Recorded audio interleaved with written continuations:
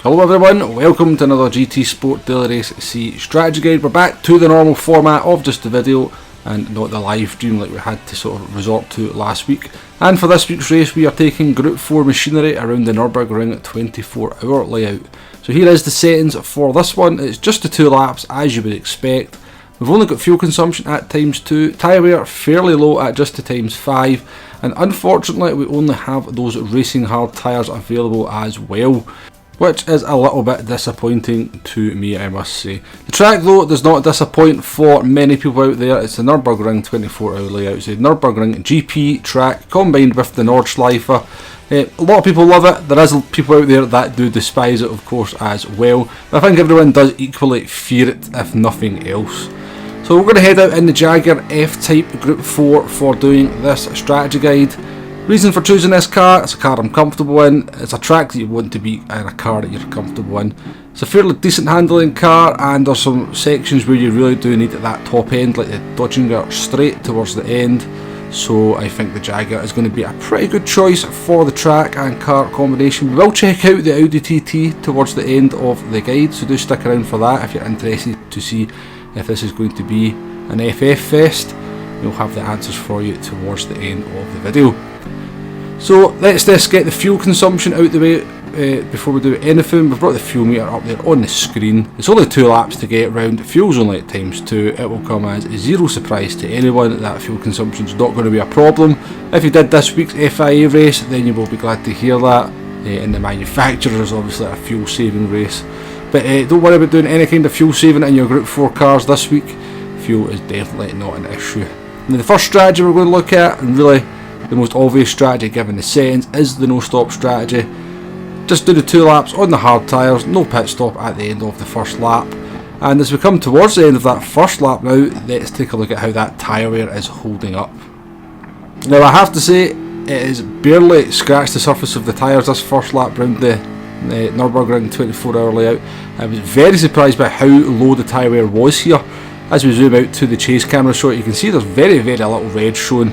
I actually had to go back and check the settings and then do another run just to make sure I hadn't done something wrong, because I really was quite surprised at just how low the tyre wear was. Now obviously I didn't expect it to be too bad given the settings, but I really didn't expect it to be so minimal as what it is. So of course we're going to have no trouble because of that with that second lap. We'll come here to the end of the second lap now. You can see there's a little bit more tyre wear as you would expect, but certainly nowhere near that 20%. I think you need to sort of get onto the hard tyres to really start losing any real performance.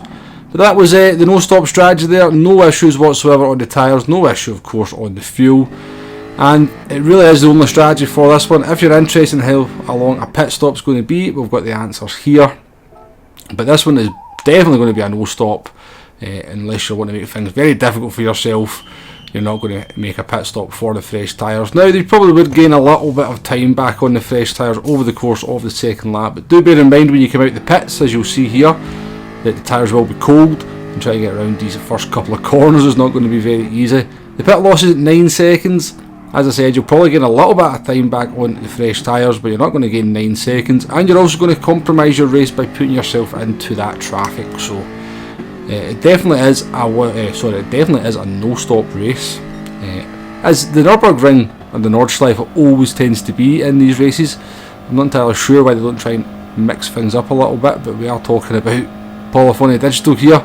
Seem to be very much stuck in their ways when it comes to certain elements of this game.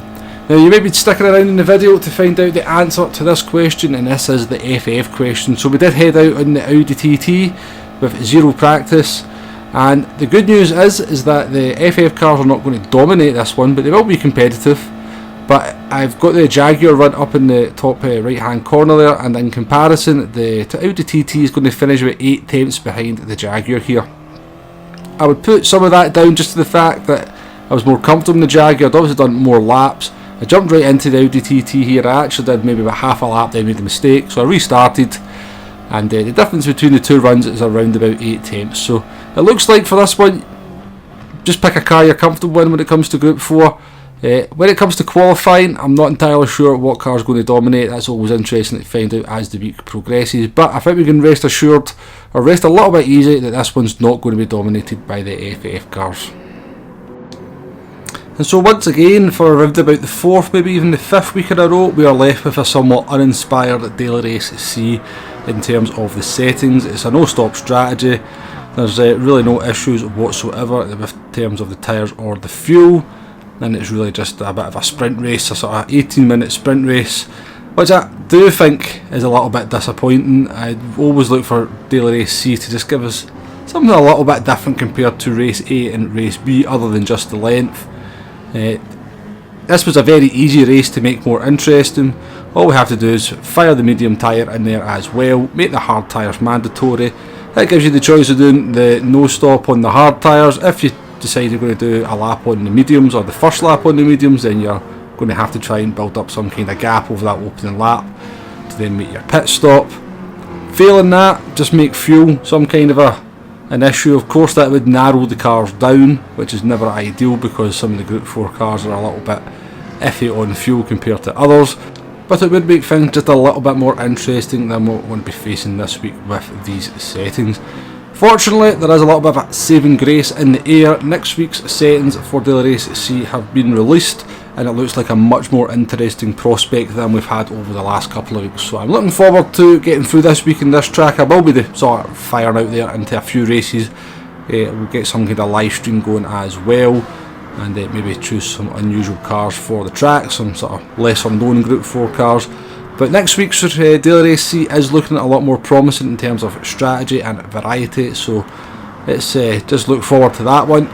Anyway, that's pretty much this video done. Do hit that like button, do hit that subscribe button if you haven't already. Hopefully this video has been of some use to you anyway, or at least answered a few questions you might have had about this race. But until the next one, thank you very much for watching, and I shall see you all soon. Goodbye now.